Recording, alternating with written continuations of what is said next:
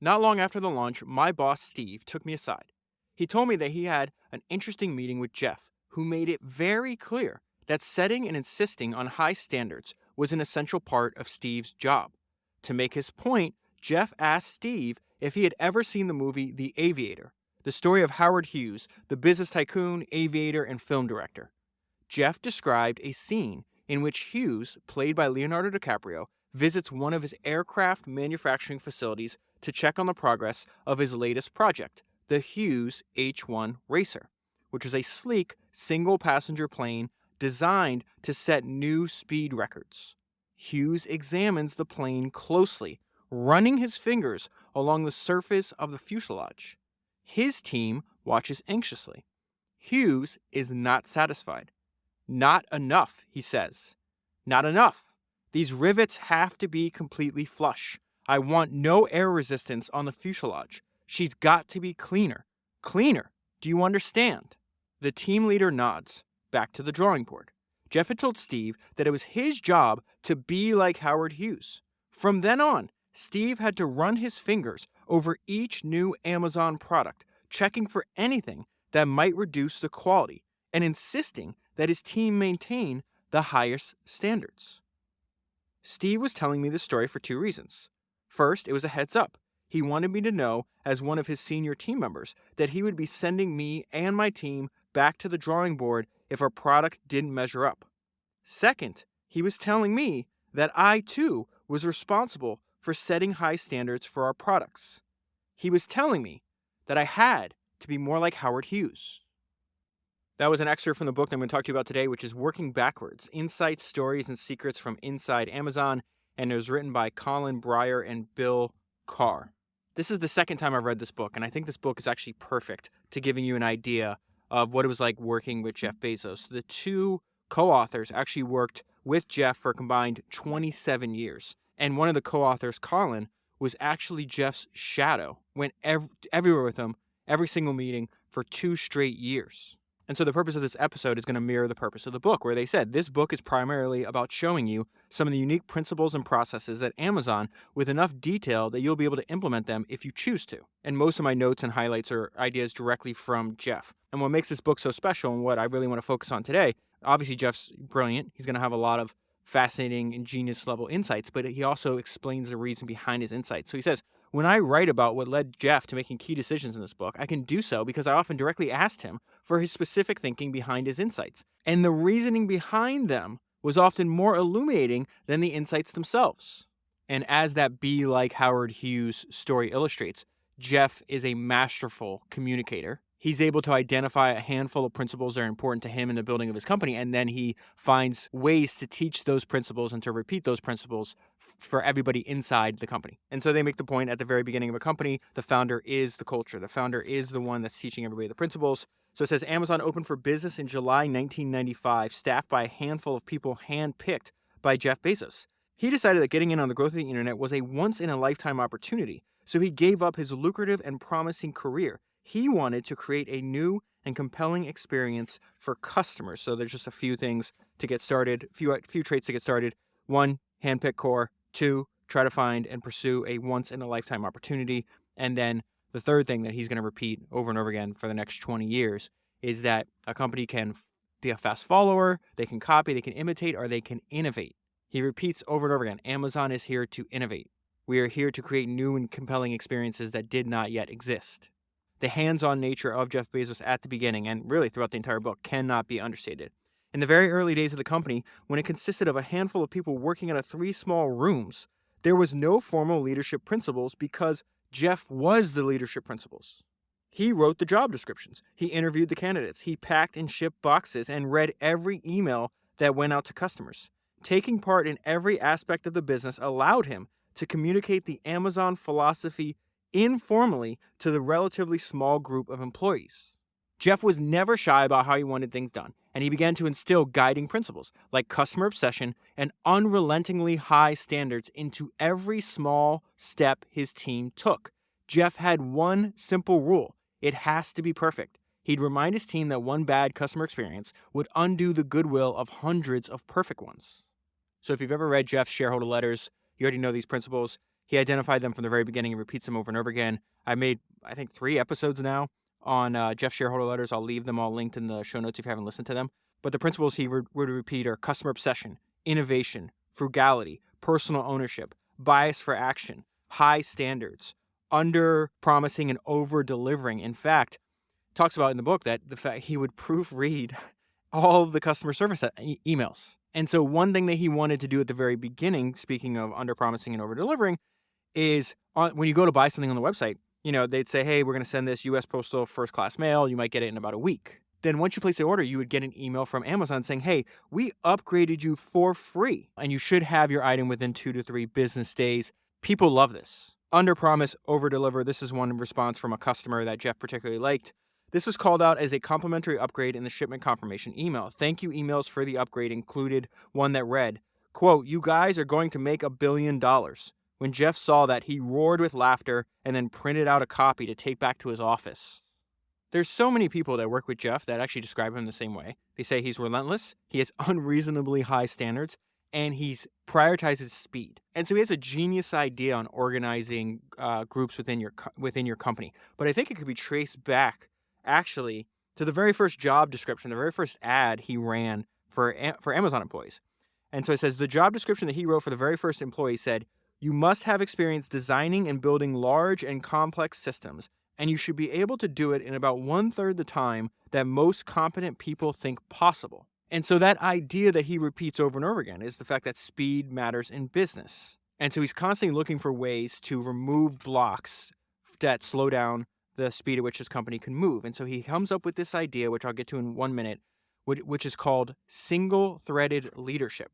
So he says, the organization that moves faster will innovate more simply because it's able to conduct a higher number of experiments per unit of time. Yet many companies find themselves struggling against their own bureaucratic drag, which appears in the form of layer upon layer of permission, ownership, and accountability, all working against fast, decisive, forward progress. So that is the problem that Amazon's encountering and that almost every other company is going to encounter. And so this is the solution they come up with this. The answer lies in an Amazon innovation called single-threaded leadership. So let me define single-threaded leadership. They say it's been one of Amazon's most useful inventions. The basic premise is that for each project, there is a single leader whose focus is that project and that project alone. And that leader oversees teams of people whose attention is similarly focused on that one project. And so this is a main point that they're going to come back to over and over and over again, that everyone in your company should work on one thing only full time. I saw a very similar idea in Peter Thiel's book, 0 to 1. I want to read from that book right now. Peter wrote, the best thing I did as a manager at PayPal was to make every person in the company responsible for doing just one thing. Every employee's one thing was unique, and everyone knew I would evaluate him only on that one thing. I had started doing this just to simplify the task of managing people, but then I noticed a deeper result. Defining roles reduced conflict. Jeff and his team at Amazon are going to realize that, but they also realize that if you can avoid dependencies, you actually move faster and spend less. So let's jump into what they figured out, or what the more about the problem they were trying to solve and why they came up with this idea of single-threaded leadership. We were spending more time coordinating and less time building. And so what they do is they identify and then try to avoid dependencies. So anytime 2 teams within a company have to speak to one another or have to coordinate with one another to accomplish something, that slows the entire company down. Each overlap created a dependency, and they define dependency as something one team needs but can't supply for itself. And so the more dependencies you have, the more bureaucratic drag you have. Why is that? Because managing dependencies requires coordination, meaning we have to talk to each other. People sitting down and hashing out a solution, and coordination takes time. We were spending too much time coordinating and not enough time building. And so that leads directly into one of Jeff's best-known ideas, and this idea that he says that communication, internal company communication, is actually a sign of dysfunction. He is not trying. Most companies, Jeff's point is, most companies try to get better at communicating. To Jeff, that means you're encouraging it. He doesn't want to encourage communication. He wants to eliminate communication. And so this is more about why, and then Jeff's solution to this. When your dependencies keep growing, it's only natural to try speeding things up by improving your communication. We finally realized that all of this cross-team communication didn't really need refinement at all. It needed to be eliminated. It wasn't just that we had the wrong solution in mind. Rather, we've been trying to solve the wrong problem altogether. we finally grasped the true identity of our problem, the ever-expanding cost of coordination among teams. This change in our thinking was nudged along by Jeff. I heard him say many times that if we wanted Amazon to be a place where builders can build, we need to eliminate communication, not encourage it. When you view communication across groups as a defect, which Jeff does, the solution to your problems start to look quite different than traditional ones. He suggested that each software team should build and clearly document a set of application program interfaces, so APIs, what everybody calls APIs, right? For all the services that they offer. An API is a set of routines, protocols, and tools for building software applications and defining how software components should interact. Jeff's vision was that we needed to focus on loosely coupled interaction via machines through well-defined APIs rather than via humans through emails and meetings. This would free each team to act autonomously and move faster. Okay, so two things. One, you got to stick with me because it's remarkable how all of Jeff's ideas fit together and how the logic is cohesive and one thing relates to another. But the second thing is, if you don't already own this book, I'm going to highly recommend that you buy it. It's a no-brainer. I think I paid like $20 for it. But now he's going to go into why this is so important a few pages later. Jeff insisted that instead of finding new and better ways to manage our dependencies, we figure out how to remove them. Why? These largely independent teams could now do their work in parallel. Before you had two teams waiting on each other. Now you have two teams working continuously, right? These largely independent teams could now do their work in parallel. Instead of coordinating better, they could coordinate less and build more. Now, why is that? Why is fixing this so important, right? And there's an entire chapter dedicated to this. And if you really think about what they're saying here, it's like the reason that fixing this is so important is because less coordination means more building. More building means more experimenting. More experimenting leads to more unpredictable but lucrative products. There's a sentence a couple pages earlier that I think relates to everything. Time and time again. Think about how many freaking products are inside Amazon, right? What they're about to tell us is very valuable. Time and time again, we learned that customers would behave in ways we hadn't imagined, especially for brand new features or products. Getting to the building of those brand new features and products faster is unbelievably important. And one way to do that is through this Amazon innovation called single-threaded leadership. Autonomous teams are built for speed. We must move faster. Then he ties this to everything. This is one of my favorite things he's ever said. This is Jeff on decision-making speed. And once you hear the way he thinks about this, you understand why he keeps emphasizing, prioritizing, and repeating the need for speed. And this is from his 2016 shareholder letter. Jeff suggested that most decisions should probably be made with somewhere around 70% of the information you wish you had. If you wait for 90%, he said, in most cases you're probably being slow. Plus, either way, you need to be good at quickly recognizing and correcting bad decisions. If you're good at course correcting, being wrong may be less costly than you think, whereas being slow is going to be expensive for sure. And what's fascinating is once you apply this idea to your company, you realize the bottleneck goes from being too much communication and too much waiting around for other people, which delays your ability to build new products, to actually the limiting factor is going to be great leaders. We were able to identify some brilliant managers. They turned out to be notoriously difficult to find in sufficient numbers, even at Amazon. Great team leaders proved to be rarities. Another way to think about that is great anything is rare. The limiting factor here is great leadership. And then the second part of that is they have to work on this full time. They cannot do anything else. This is just a fantastic line on why. The best way to fail at inventing something is by making it somebody's part-time job. And so the problem that they were trying to solve and the vision they had was how to move faster and remove dependencies. But what they also realized once this was in place, that ownership and accountability are much easier to establish under the single-threaded leader model. And why? Because Jeff Bezos, just like Peter Thiel, are only evaluating that person on one thing and one thing only. Another unique idea in the way to build and run Amazon that Jeff came up with, he actually found this idea in a paper and then decided to use it. So it's something I'm going to repeat over and over again. You've heard me say it on past podcasts, but if you're paying attention, the whole world is a classroom. You'll be shocked. If you go through this book, you'll be shocked at how many ideas Jeff got from reading a paper, reading a book, having a conversation that he used inside of Amazon. If you're paying attention, the whole world is a classroom.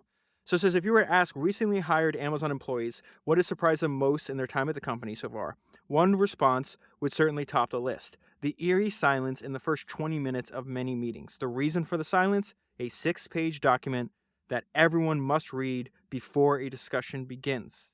Amazon relies far more on the written word to develop and communicate ideas than most companies, and this difference makes for a huge competitive advantage. And so this is when they kick out PowerPoint and they switch to these narratives. So Colin is Jeff's shadow at this time. Remember, he goes everywhere Jeff goes, sits on every single meeting. The insights that he has in this book are remarkable. And so a long time ago, way before Wi-Fi on planes, he would take a lot of flights with Jeff. And so one thing that I love that I've learned about Jeff from the very first book I read on him, and it's really important, I think a lot of people already know to use this in the company, the importance of a shared base of knowledge. If Jeff thinks there's a book that's valuable to read, it's not that he reads it by himself.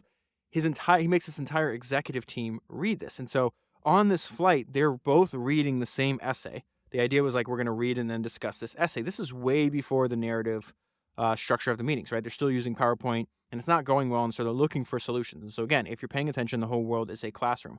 After a particularly difficult presentation in early 2004, we had some downtime on a flight. And so we read and discussed an essay called The Cognitive Style of PowerPoint, Pitching Out Corrupts Within, written by Edward Tufte.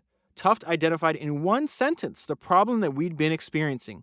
As analysis becomes more causal, multivariate, comparative, evidence-based, and resolution intense, the more damaging the bullet list PowerPoint becomes. Tufte proposed a solution in the essay. For serious presentations, it would be useful to replace PowerPoint slides with paper handouts with words. High-resolution handouts allow viewers to contextualize, compare, narrate, and recast evidence. He offered wise advice on how to get started. Making this transition in large organizations requires a straightforward executive order. From now on, your presentation software is Microsoft Word, not PowerPoint. Get used to it. That is Tufte's words, and that is essentially what we did. And so Jeff sends an email because this can only come from him. The S team received an email with the following subject line: no PowerPoint presentations from now on. The message was simple and direct. S team members would be required to write short narratives describing their ideas. Jeff was the only person in the company who could mandate such a change, and he offered a short explanation for the reason behind the change. The reason writing a 4-page memo is harder than writing a 20-page PowerPoint is because the narrative structure of a good memo forces better thought and better understanding of what's more important than what and how things are related. PowerPoint-style presentations somehow give permission to gloss over ideas, to flatten out any sense of relative importance, and to ignore the interconnectedness of ideas. And then they describe why spending the first 20 minutes of an hour-long meeting in silence reading these narratives together is so valuable. It's one of my favorite sentences or paragraphs in the entire book. It's why books have lasted for 5,000 years. In fact, I got a text from a founder friend the other day, and he was asking me why if I've noticed why billionaires read so much. I'll get to that in a minute. The silence can be unsettling at first, but it becomes routine. Even though you cannot hear it, with a well-written narrative, there is a massive amount of useful information that is being transferred in those 20 minutes. There is a massive amount of useful information that is being transferred in those 20 minutes. So a friend texted me the other day. Him and his brother are co-founders of a company that's doing really, really well. They're both relentless learners, and they've raised a bunch of money for their startup from several billionaires, many of which are world famous. If I had mentioned them, you would know who they are. And in many cases, they'd get to spend time with them. They'd go to their houses. They'd see their libraries. And I got a text from them the other day that said something like, I know a bunch of middling entrepreneurs. Companies aren't that successful. They don't read at all. And then yet I spend time with all these billionaires, and they read all the time. He's like, why do billionaires read so much? And I think this sentence right here describes that. Even though you cannot hear it, there's a massive amount of useful information that is being transferred in those 20 minutes. That useful information, that knowledge can then obviously be turned into profit. It can make their companies better. It can make them more money. That is why you see such. And I talked about this on the I Had Lunch with Sam Zell episode. I think it's episode 297. And, I've seen this over and over again, too. I had the same realization that my friend had. But I just remember after spending 2 hours with Sam Zell talking about he knew way more about business history and read way more biographies than I have. And I remember on the drive back, it just hitting me. It's like, yeah, of course, you don't go and sell a company for $38 billion and then read and learn all this stuff. He'd been doing that since he was 20. By the time I met him, he was an entrepreneur for over 61 years, and he was still, up until the day he died, still reading books, still listening to podcasts, still being curious about the world around him, still treating the world like a classroom. And so not only do they read a lot, but they also are able to produce unique insights. This is a simple tip from Jeff Bezos on how to produce unique insights in what you're reading. Jeff has an uncanny ability to read a narrative and consistently arrive at insights that no one else did, even though we were all reading the same thing. After one meeting, I asked him how he was able to do that. He responded with a simple and useful tip that I have not forgotten. He assumes each sentence he reads is wrong until he can prove otherwise. He's challenging the content of the sentence, not the motive of the writer, and I love this part. Jeff, by the way, was usually among the last to finish reading. Okay, so they realize the narrative structure is superior to run their meetings. What they wind up also realizing is that it's superior for building products. For meetings, it's called a 6-page narrative. For product design or new product creation, it's called the PR FAQ. The Kindle is actually the first product, and we'll get into more detail about how the Kindle came to be, including this very important meeting that Jeff Bezos and Steve Jobs had in 2003. And so this idea of working backwards is so ingrained in the Amazon culture, they thought it was so important that they named the book after it. And really, it's just you start with the desired customer experience. So it says most of Amazon's major products since 2004 have one thing in common. They were created through a process called working backwards. It is so central to the company's success that we used it as the title for this book. Working backwards is a systematic way to vet ideas and create new products. It is its key tenet is to start by defining the customer experience, then iteratively work backwards from that point until a team achieves clarity of thought around what to build. Its principal tool is a second form of written narrative called the PR FAQ, short for press release, frequently asked questions. And so you start from the customer's perspective. You literally write a press release for a product that does not exist yet, right? The press release that literally announces the product as if it were ready to launch, and an FAQ anticipating the tough questions, and then work backwards from that. And so once again, we see Jeff come up with unique insights because they weren't doing this originally, right? So they would come up with new ideas and they'd pitch them to Jeff. And in the book, it says, listen, we used like MBA style methods. We would gather data about the size of a market. We'd construct financial models that project annual sales. We would calculate gross margins, assuming a certain cost of goods from our suppliers. We'd project operating margins. We would outline deals that we could make with other media companies. And Jeff did not find that this was a good use of their time. We had several meetings with Jeff to present our ideas. He never seemed satisfied or convinced. He found our proposals light on the details as to how the service would work for customers. He finally asked, where are the mock-ups? Jeff was referring to the visual representations that would show exactly how the new service would look on the Amazon website. We didn't have any mock-ups. We just wanted to sell Jeff on the opportunity. We would deal with the customer experience and other details once we got his go-ahead. But if Jeff wants to see mock-ups, you had better make a mock-up. A few weeks later, we were back with mock-ups. Jeff listened carefully to our presentation yet again and then began asking detailed questions. There's so many sentences in the book just like that. You're talking to him, you're presenting to him, and he gets right to the heart of the matter. I've read that in other books as well. And so he just goes straight down to details. He would ask questions about every button, every word, every link, every color. For music, he asked how our service would be better than iTunes. For ebooks, he wanted to know how much the ebooks would cost. He asked if people would be able to read their ebooks on a tablet or a phone as well as their PC. We answered as we had before. We had not figured out this stuff yet. That answer did not go over well at all. Jeff wanted to know exactly what we were going to build and how it would be better for customers. To Jeff, a half-baked mock-up was evidence of half-baked thinking, and he was quick to say so, often using strong language to make his point. And so this is the first time I wrote in the book and on my notes, but it's over and over again. Founders force the issue. Founders are forcing functions. A forcing function, an event that forces one to take action and produce a specific result. Remember this for later. It is mentioned over and over again, the fact that this is the role that Jeff is playing inside of Amazon. Jeff suggested a different approach for the next meeting. Write a narrative document. In it, describe your best idea for a device or service for the digital media business. He even offered to do it with them. This is incredible.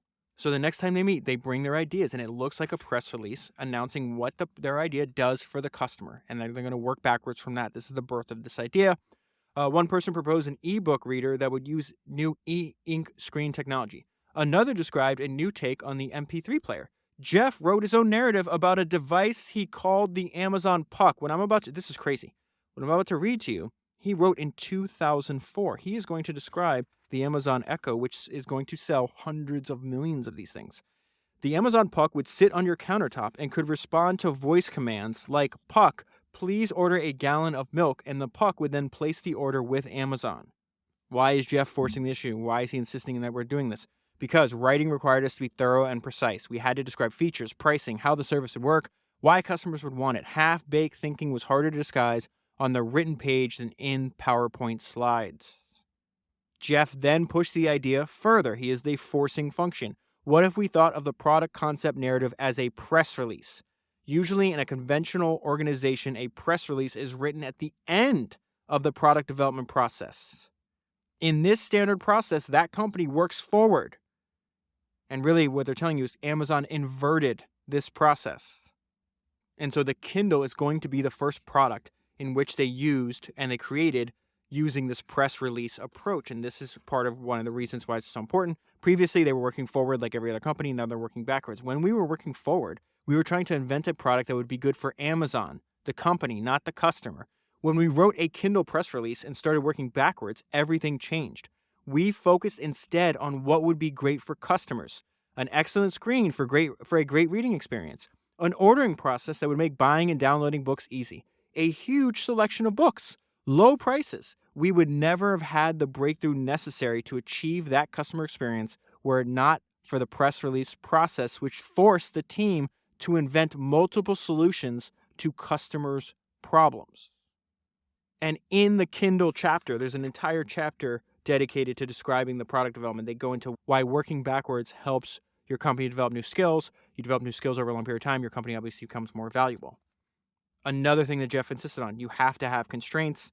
The press release portion of these documents has to be 1 page or less. And then I think they limit it to about 5 pages or less for the FAQ section. And then this is why. I just used the word forcing function as the founder. That's a term they actually use here. Restricting the length of the document is a forcing function. We have seen that it develops better thinkers and communicators. Founders develop better teammates, which in turn develop better products. It's the same idea. So I want to spend a lot of time on the development of the Kindle. Before I get there, I want to go back to this idea that the whole world is a classroom. And you can't help but notice how many times Jeff is just using ideas from other companies or from things that he's reading, and he's using them inside of Amazon, right? He's using them as a metaphor to use it to help his company perform better. But I was also struck by this idea while I was reading this book that you could think of the belief system of the founder as the language of the company. That is why it's usually written down and repeated over and over again, and it definitely is the case in Amazon. But you also see the belief system of the founder expressed through their actions. And so this idea that Jeff identified with from day one that we're going to obsess over customers. He'd make every single person in the company, including himself, work customer service. Actually take calls. And so I love this. And there's a lot of good ideas here, including the importance of combining data and anecdotes. Data and anecdotes make a powerful combination when they're in sync, and they're a valuable check on one another when they're not.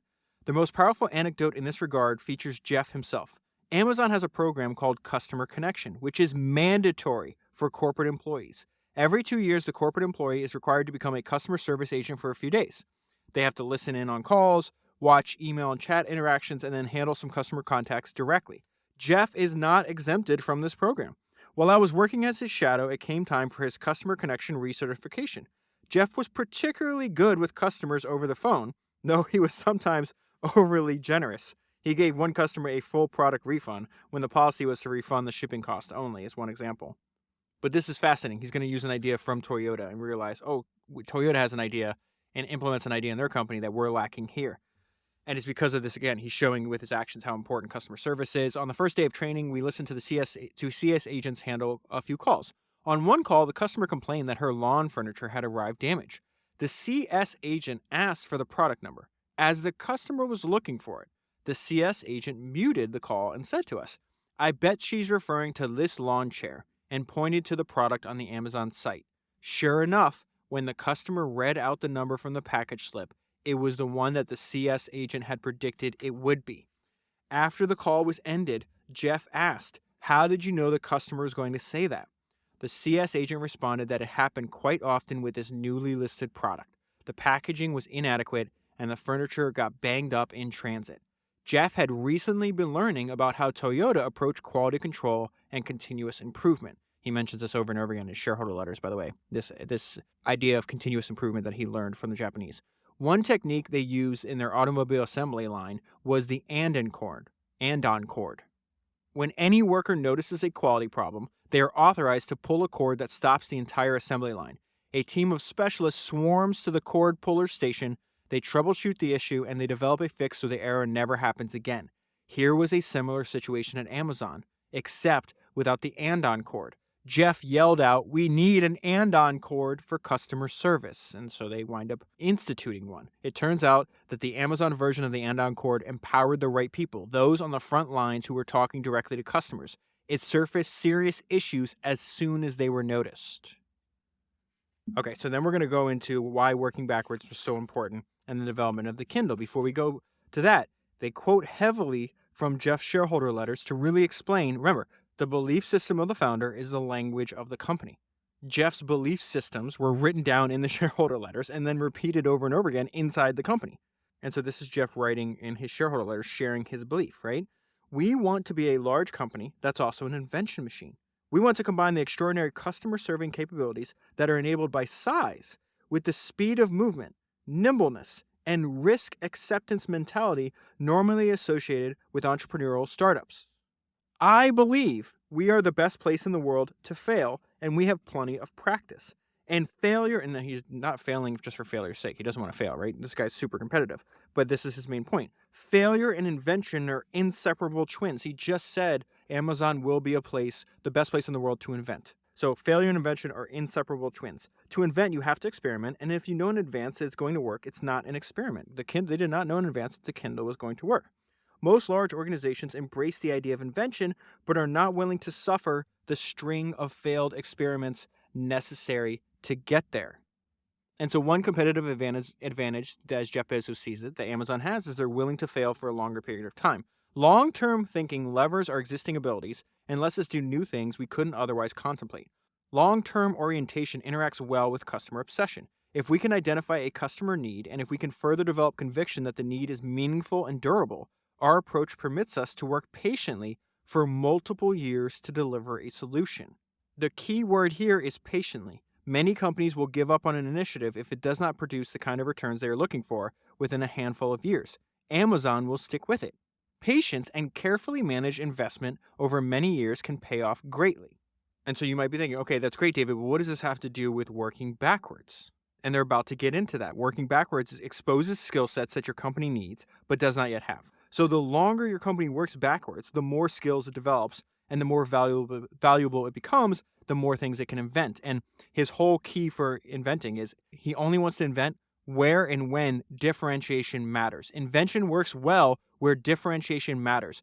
In the company's early days, the hardware that powered Amazon's data centers was not the point of differentiation. That changes with time, which we'll get to in a little bit. Was not a point of differentiation with the customer. Creating a compelling book buying online experience was. Whereas with the Kindle, which is what we're about to go into, others were selling ebooks. So there was a real value in owning and controlling the creation for an outstanding device for our customers to read the ebooks on. Differentiation with customers is often one of the key reasons to invent. And so they're constantly talking about the way, hey, normal companies, they build things with a skills-forward approach. What does that mean? They look inside the company, like, what are the assets that we have? What are the skills we have? What can we build with that? Working backwards forces you to master new skills. That, again, working backwards exposes skill sets that your company needs but does not have yet. So the longer that your company works backwards, the more skills it develops, and the more skills it develops, the more valuable it becomes over time. Amazon's working backwards process, starting with customers' needs and not corporate needs or competencies, often demands that, in Jeff's words, we exercise new muscles, never mind how uncomfortable and awkward feeling those first steps might be. And so I say all that to set this up. A meeting with Steve Jobs led to the invention of the Kindle. So you can really think about what's about to take place here is how the iPod and iTunes influenced the development of the Kindle. This meeting is going to happen in 2003. At this time, I think 77% of Amazon, 70 or 77%, somewhere around there, of Amazon's revenue came from like physical books, CDs, music, that kind of thing, right? And they clearly see that this wasn't going to last forever. So it says, in 2003, Jeff and a bunch of people from Amazon traveled to the Apple campus in Cupertino to meet Steve Jobs, who had invited us down for a visit. Jobs got to the real purpose of the meeting and announced that Apple had just finished building their first Windows application.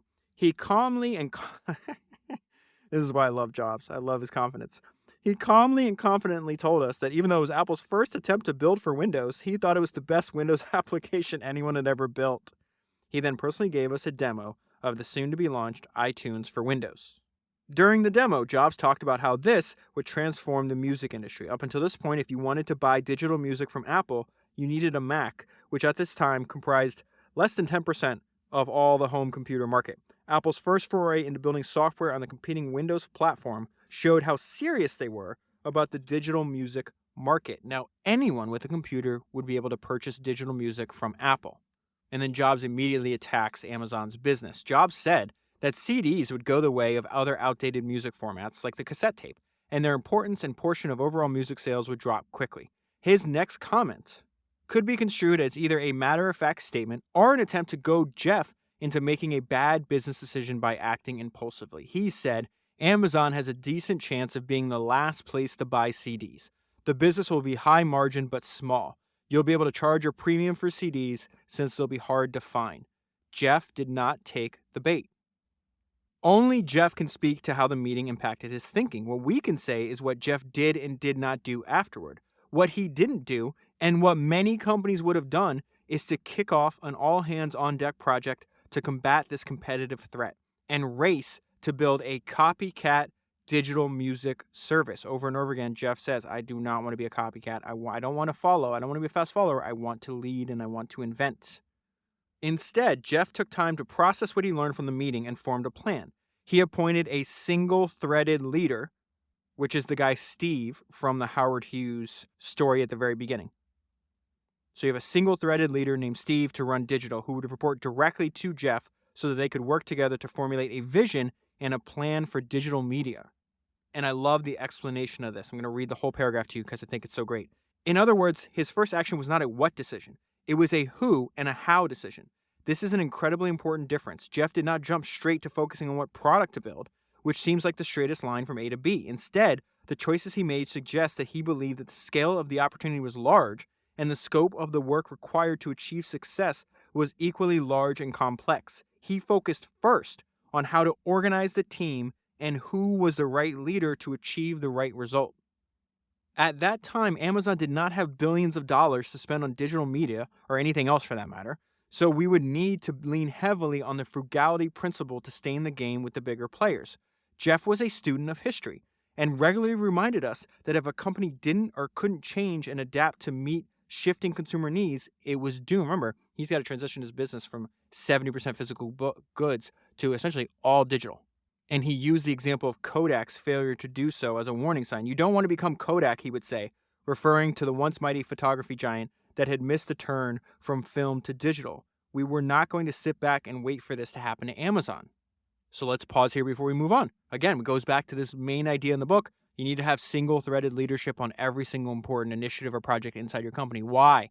Jeff felt that if we tried to manage digital media as a part of the physical media business, it would never be a priority. The bigger business carried the company after all, and would always get the most attention. Getting digital right was highly important to Jeff, and he wanted Steve to focus on nothing else. In other words, Jeff is disrupting himself. Then we go back. Again, you can think of the belief system of the founder as the language of the company. What is he going to repeat? You can invent or copy. We choose to invent. We had many meetings with Jeff. I would present our ideas for our music product or a company we might acquire. Each time we had these meetings, Jeff would reject what he saw as copycat thinking, emphasizing again and again and again that whatever music product we built, it had to offer a truly unique value prop for the customer. Let me repeat that. Any product we build has to offer a truly unique value proposition for the customer. He would frequently describe the two fundamental approaches that each company must choose between when developing new products and services. We could be a fast follower and make a close copy of successful products. We could just make another iTunes, right? We could go that route. We could make a close copy of a successful product that other company had built, or we could invent a new product on behalf of our customers. He wanted Amazon to be a company that invents. He would immediately force this. He recognized that building a copycat version of the iPod and iTunes was a non-starter. He chose the path of invention by looking beyond the music category. This is so important because every other big company is essentially at this time just copying are attempting to copy Apple, they wind up going to these this conference where these music executives are speaking. They know Jeff's in the audience. They kind of like encourage him because these are just more revenue for the music industry, right? They're like, yeah, Amazon should build this, and this would be more revenue for Amazon and more revenue for Universal Music. And Jeff's like, you're not controlling what I'm thinking. You don't get to dictate the products that my company makes. There is no differentiation. We can't out Apple, so you don't try. What did Warren Buffett say? How do you beat Bobby Fischer? The answer is you play him in any game except chess. Back to this. He chose the path of invention by looking beyond the music category, which led him to begin Amazon's foray into digital by focusing on ebooks and an ebook reader device. In doing so, Jeff demonstrated his belief that true invention leads to greater long-term value for customers and shareholders. Jeff is so good. This guy is so good. Look how he takes what Apple did to the music industry, what they used for iPod and iTunes, and how it influenced the development of the Kindle. There's a reason why I keep making podcast after podcast and reading book after book of Jeff Bezos. In fact, there's a line I read years ago in the CB Insights newsletter that really hits home how special this guy is. And it says, to read Jeff Bezos' shareholder letters is to get a crash course in running a high-growth internet business from someone who mastered it before any of the playbooks were written. Listen to what he does here. Jeff zeroed in on the fundamental difference between the digital media retail business and our existing physical media retail business. Our competitive advantage in physical media was based on having the broadest selection of items available on a single website. But this could not be a competitive advantage in digital media, where the barrier to entry was low. Any other company could match our offering.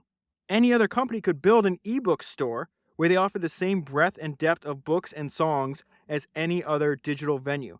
They just had to be willing to undertake the tedious work of aggregating the digital files together into a single online catalog. So we knew we couldn't meet Jeff's requirement that our digital business have a distinct and differentiated offering just on selection and aggregation. Remember, he's the forcing function. He's saying our digital business must have a distinct and differentiated offering. And so Jeff tells Steve, right, the guy, the single-threaded leader on here, we have to move out of the middle and venture to either side of the value chain. In digital, that meant focusing on applications and devices consumers use to read, watch, or listen to content, as Apple had already done with iTunes and the iPod. We all took note of what Apple had achieved in digital music in a short period of time and sought to apply those learnings to our long-term product vision in books, not music. We believe that customers would want the ebook equivalent of the iTunes iPod experience, an app paired with a mobile device that offered customers any book ever written, the content available at a low price that they could buy, download, and start reading in seconds, but we would need to invent the device ourselves. The idea, this is so crazy. Remember, now we know how successful it is. I had the first Kindle, by the way, which is like this big, bulky, white, it's like $400 too. It was crazy. But anyways, this is like, now this makes sense. But back then, this is why he's so special.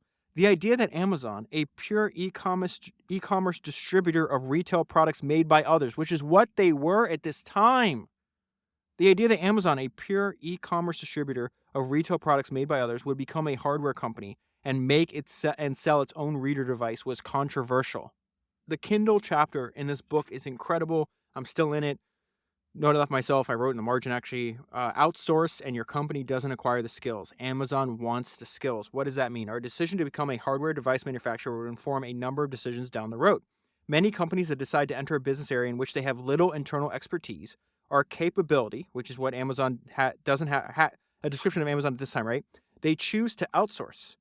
This can sometimes be a mistake, and they use an example. In the early days of e-commerce, brick and mortar retailers created their first online retail sites. They brought in third-party developers. This approach enabled them to move quickly, but it deprived them of the flexibility to innovate and differentiate. And that's a big problem because who had that ability to differentiate and innovate, and who are now these brick and mortar retailers going online and competing directly against? Amazon.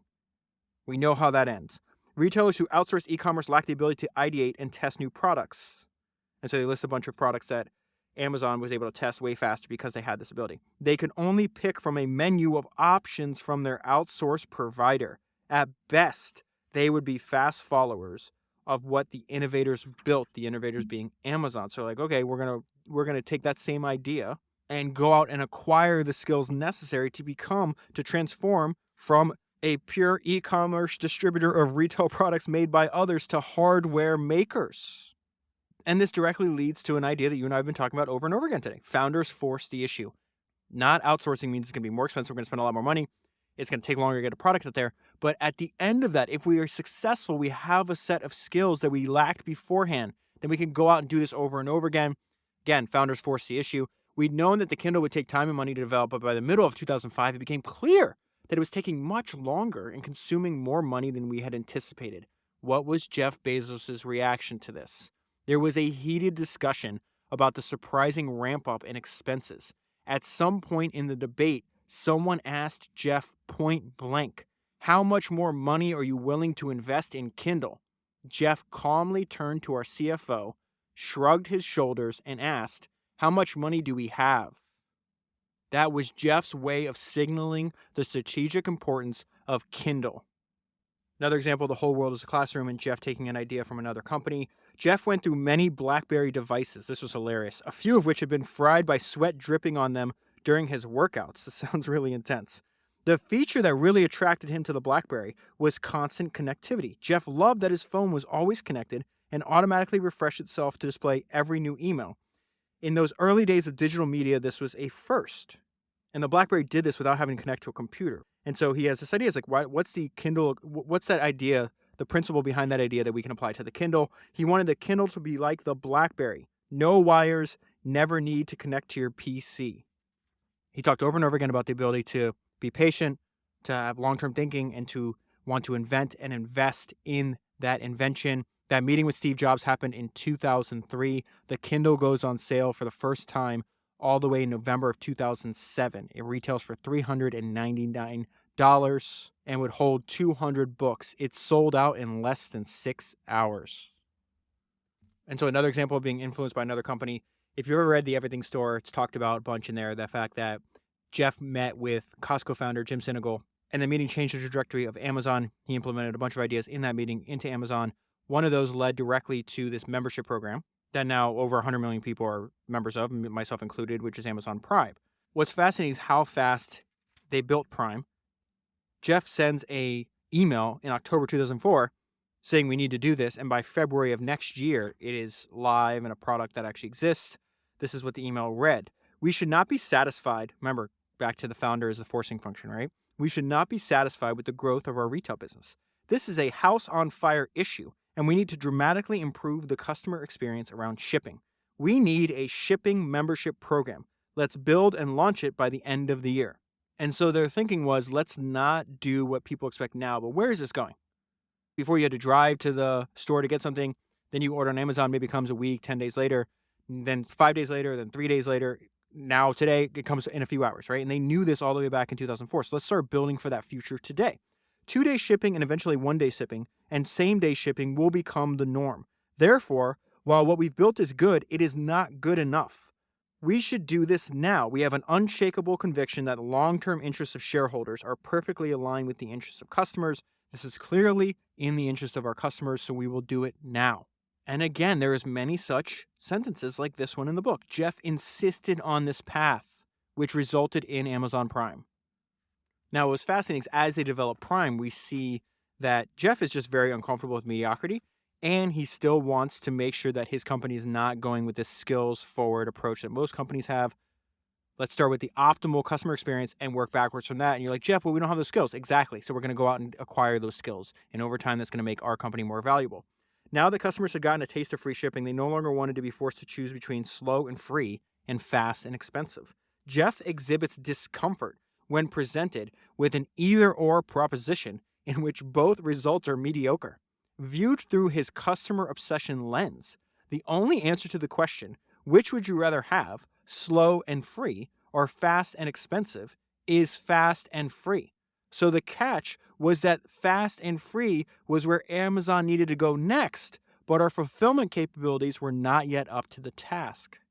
If you had read the book up until this point, this what I'm about to tell you is not in the book, but you would derive this conclusion at the end of that. It says the fast and free was where Amazon needed to go next, but our fulfillment capabilities were not up to the task, period. Most skills-forward companies would stop there. That's not where Amazon stopped. It's where they started. Another great idea, walk your store. Walk your store, again, goes back to the founders as the forcing function. Most retail CEOs walk the store when they have a chance, and Jeff is no exception. The typical physical retail CEO can pay a visit to his outlet when they're in the area, and they'll do a bit of browsing and observe what's going on. An online retail CEO like Jeff can walk the store anytime. And Jeff's preferred walking the store time was early Saturday and Sunday mornings. It was not unusual for me to wake up at 7 a.m. on a weekend and read 5 or 6 messages from Jeff to the relevant teams on issues that he had found while walking his store that morning. This is what he expects when he emails you. When he sent a team an idea, it did not need to be implemented, but it definitely needed to be evaluated, and that evaluation needed to be communicated back to him. Again, he's showing with his actions this is important to him. They're supposed to have a meeting on Prime. Jeff scheduled the meeting on Friday. Fortunately, Amazon had they had a site-wide outage. They were experiencing technical issues. So this guy named VJ, he actually had to cancel the meeting, which is the right thing to do, and then reschedule it for another time. Jeff took it in stride and said, okay, we can reschedule the meeting. How about tomorrow morning at my house? And this idea that Jeff says at the meeting is genius. That's when Jeff and all these other people met at his house to go over what would become Amazon Prime. Jeff said this is his main directive. This is genius. Jeff said he wanted to build a moat around his best customers. He wanted to build a moat around his best customers. So Prime starts with the free 2-day shipping that everybody knows. They now have added a bunch of different benefits at no additional cost. Although I think I started out paying like $79 a year. Now I think I pay like $129 a year. So I guess there is a cost. But at this time, it was the same price. And what was fascinating is I didn't know. So I obviously know that, every Prime member has access to Prime Video. But I didn't know, or I didn't remember rather, that they had started it out like trying to compete with other streaming services. And so they went from one bad idea to the next. And again, remember how he said that Jeff can read the same document as everybody else and get different insights? Jeff actually comes up with another idea that no one was thinking of, based on an idea that worked for another company in a different context. And that company was Netflix. So it says Jeff came up with a simple idea. Let's make videos free for Prime members. They were trying to make it a separate standalone subscription product. It was not succeeding. So like, okay, let's just add it to Prime. Because again, his whole thing is how are we going to be differentiated? Now listen to this. This had not been on anybody's list of ideas. Jeff reminded us of how Netflix got started off by offering Watch Now streaming videos to its DVD subscription service. So I need to back up and go into more detail. You may remember this. I've been a subscriber to Netflix forever. When I first subscribed, I would get DVDs in the mail. That was all Netflix offered. Then eventually they said, oh, now you can stream. But their streaming offerings was like really, it wasn't good. So instead of trying to sell it, they just gave it to existing members for free. So now you have Amazon Prime Video that's is not really good. So why don't we just take the idea from Netflix and just add it as a benefit for our existing subscribers? So it says, Jeff reminded us how Netflix got started off by offering Watch Now streaming videos to its DVD subscription service. It's an oh, by the way offering, he said. When Netflix started, they didn't have a great selection of movies and TV shows either. Not good enough that customers would pay extra for them. Instead, Netflix gave their customers additional value as part of their existing subscription. Netflix was essentially saying, the service you pay for is great, and oh, by the way, here is something extra for you to watch. And then he says why he wants to do this. Jeff argued that Prime, with streaming video, would be a unique offering and a competitive differentiator. Any competitor might launch a Prime shopping clone, he said, or they could potentially build a new Netflix-type service, but it was unlikely that any one of them would be able to do both. And then over time, obviously, further differentiation is, hey, we're bidding against Netflix and Hulu and all these other, essentially like studio and the content creators have the supply. Then all these streaming services come in over the top and say, hey, how much you want for that? And another streaming service says, oh, you'll pay $1 billion, I'll pay $2 billion. And so they realize, like, we don't want to be in this never-ending cycle of bidding against Netflix and Hulu. We don't want to keep paying the studios more additional fees for every country that they enter, and there's all these, like, issues that they go into detail. And so, again, they're like, well, if you wanted to be truly differentiated, what would you do? And once they asked themselves that question, it says that led to a startling conclusion. We had to create our own content. It was time to make our own movies and TV shows. And I just want to share one more idea that I think ties a lot of these ideas that you and I have been talking about today together. The world is a classroom. We're going to differentiate. We're not going to copy. We're going to work backwards from the optimal customer experience, and we're going to use a written narrative to guide product development. Jeff and I attended an O'Reilly Emerging Technology Conference, and we went to a panel featuring Stuart Butterfield, who co-founded Flickr and later Slack. Someone asked Stuart to describe a typical day at Flickr. His answer was surprising. He said that about half the day was probably the same as it was for many of the people in the audience, scrambling to keep their technology platform one step ahead of the rapid growth of their business. They worked on scaling their databases, web servers, software, and hardware half the day, right? Stewart said they did not spend as much time as he would like on innovating things that were unique to Flickr. After the panel, Jeff and I had a brief chat about Stewart's comments. We both noticed the same thing, a phenomenon that Amazon would later refer to as undifferentiated heavy lifting. That is, the tasks that we could do for the companies that would enable them to focus on what made them unique. This was an opportunity, the kernel for the opportunity for AWS, obviously. In building and operating one of the world's largest websites, we had acquired a core competency only a few other companies could match. Working backwards documents for the early AWS products, the PRFAQ stated that we wanted the student in a dorm room to have access to the same world-class computing infrastructure as any Amazon software engineer. That powerful metaphor in the PRFAQ document really helped crystallize the thoughts and ideas of the AWS product development teams. And that is where I'll leave it. No-brainer. Absolute no-brainer to buy this book. I'd buy this book for yourself, for a bunch of people on your team. If you buy the book using the link that's in the show notes in your podcast player, you'll be supporting the podcast at the same time. This is definitely a book I will reread and revisit into the future. If you want more episodes that are like this, one, I did an episode very similar to this, but it's about Steve Jobs. It's called Working with Steve Jobs. It's number 281. By my count, this is the 8th Jeff Bezos episode that I have made. If you want to listen to them, episode 282, Jeff Bezos' shareholder letters. Episode 180, Jeff Bezos' invention of a global empire. That is the sequel to The Everything Store. Episode 179, Jeff Bezos' The Everything Store. Episode 155, Jeff Bezos' Invent and Wander. Episode 71, Jeff Bezos' shareholder letters. Episode 38, Space Barons, which goes into the difference between the way Jeff is building his rocket company and Elon is building his. That would be an interesting book to revisit because that was probably 5 or 6 years ago I did a book. And episode 17, Jeff Bezos, the first time I did an episode on him. As always, everything I mentioned will be linked down in the show notes and available at founderspodcast.com. That is 321. I think that's 321 books down, 1,000 to go, and I'll talk to you again soon.